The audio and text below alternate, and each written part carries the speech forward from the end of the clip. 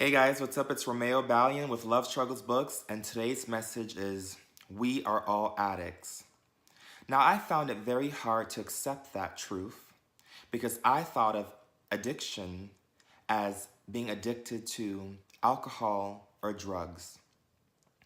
I didn't even think of the idea that you could be addicted to suppressing your feelings. I was addicted to books. I was buying more books than I could read because I would look at a book that had a topic of something that I thought could relieve me of a feeling or pain that I had deeply buried inside. You can be addicted to working out. You can be addicted to lying. You can be addicted to sex. You can be addicted to avoiding. You can be addicted to so many different things and not even know that these are your patterns that you use to cover the truth and continue lying to yourself, furthering yourself into this deep abyss, this deep sleep. I had addiction all wrong. When I was 17 to 18, I did a lot of drugs. Everything you could imagine, I tried. And I tried it because I came into a community that was doing it. And that was the first community that accepted me. So I wanted to belong. And so I participated in what was around me. Now, on the surface, I thought everyone was just having fun and having a good time. I didn't look deeper. I didn't think about what else is happening beneath the surface. I got to work with addiction last year, really hardcore. And I got to ask a lot of clients, why did they do drugs? I was blown away because I was so wrong. And if I'm wrong, I'm assuming that many other people who hold similar beliefs might be wrong too. Most of the addicts revealed to me that the reason why they started doing drugs or alcohol, some, it was fun. But then when they realized that life got too tough and too hard and that they could escape into this never-ending fun, it took a mind of its own. But the problem with doing drugs is you need money. And to have money, you need a job. And responsibilities come with all of that. So a lot of them found themselves homeless and on the streets because they got addicted to running away by way of a substance. Most people don't wake up and say, I want to be an alcoholic, or I want to be a drug addict, or a sex addict, or a food addict, or a porn addict. Nobody wakes up and says, this is who I want to be in life. But there is something that lays beneath all of these compulsions and impulses and addictions. So as I started to ask more questions, I started to find out that many of my clients actually were covering deeply rooted feelings of abandonment, shame, physical, sexual abuse, spiritual abuse. They did not know how to deal with what they have never been taught how to deal with. That's precisely why I wrote the book, Love Struggles, A Return to Self. Because I recognize that as a society, we are all taught to suppress and minimize our feelings. Get over it. Let it go. Let's go get messed up.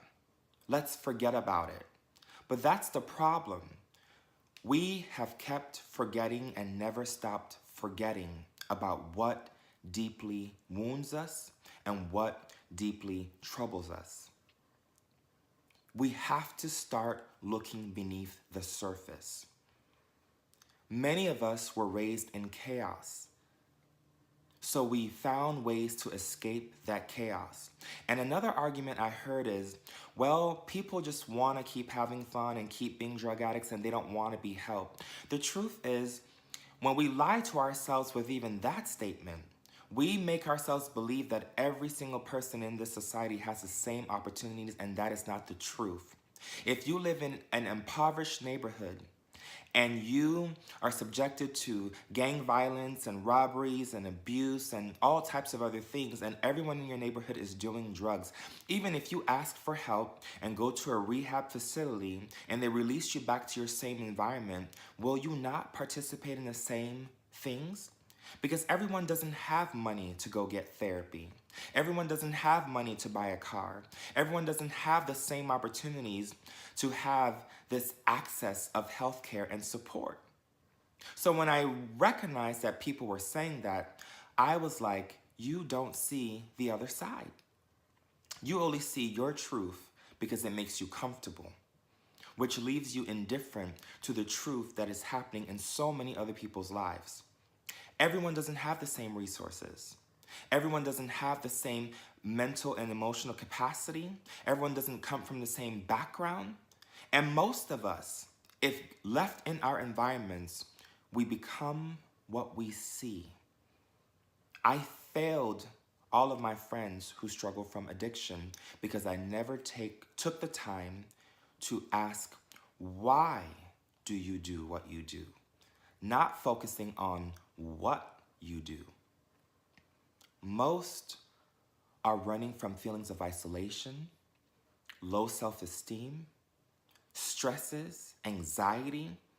It gets too much to deal with, so they literally suppress and numb until it gets to a point that it's no longer manageable. The only difference with other types of addiction is these drugs can take a mind of their own to the point that your body starts to need them.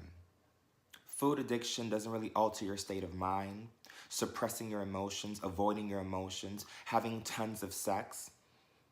You can be somewhat still coherent, cognitive of what's going on. But when you start to mix hardcore substances, you don't have the capacity, the consciousness to get yourself the help that you need. That's why I have a passion for wounded and hurting people, because I know there is a reason to why you are doing what you are doing. And no one, not even yourself, has taken the time to ask why. Why do you do what you do? We gotta start getting to the root of why we do what we do and stop judging people by what they do. It's just a reaction to a deeply rooted pain.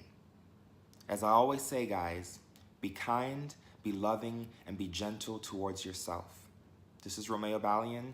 Please follow me on YouTube, Love Struggles Books. Please comment, like, and share. I'm here to set the alarm in hopes that you will eventually wake up to your pain, to your deep sleep, and know that you are not alone. God bless you.